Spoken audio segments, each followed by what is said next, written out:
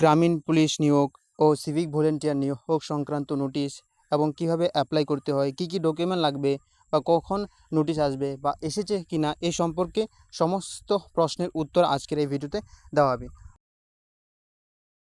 এখানে নোটিশের মধ্যে বলা হয়েছে West Bengal village police recruitment 2026 কি feature of village of civic policing rules এর মধ্যে কী বলেছে, the act as an interface between local communities, অর্থাৎ যে সেই ভিলেজের বা সেই ডিস্ট্রিক্টের যে লোকাল বাসিন্দা রয়েছে তাদের ক্ষেত্রে বলা হয়েছে regular police station, village police volunteers operates primary in rural gram panchayat areas, while civic volunteers support traffic, crowd control and general law and order.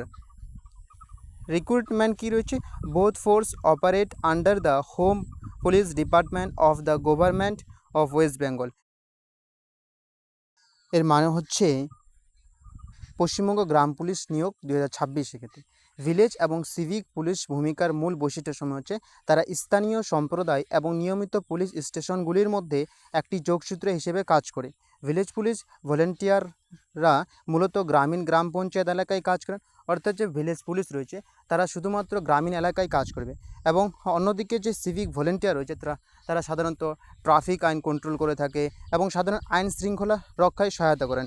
এরপরে নিয়োগ কী সম্পর্কে বলা হচ্ছে, নিয়োগ সম্পর্কে বলা হচ্ছে উভয় বাহিনী, অর্থাৎ যে সিভিক ভলেন্টিয়ার এবং গ্রামীণ পুলিশ সম্পর্কে এখানে বলা হয়েছে উভয় বাহিনীর ক্ষেত্রে।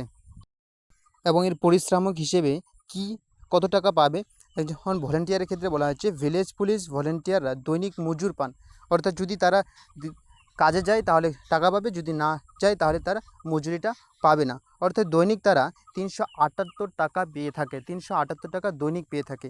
এটা যদি তারা যায় তাহলে পাবে, না হলে পাবে না। এই নিয়োগ বর্তমান পুরুলিয়া জেলার নিয়োগটি পুরুলিয়া জেলার আর ফর্ম জমা দেওয়ার শেষ তারিখ হচ্ছে 28/6/2026 এবং জমা দেওয়ার সময় হচ্ছে সকাল 8টা থেকে বিকাল 5টা পর্যন্ত।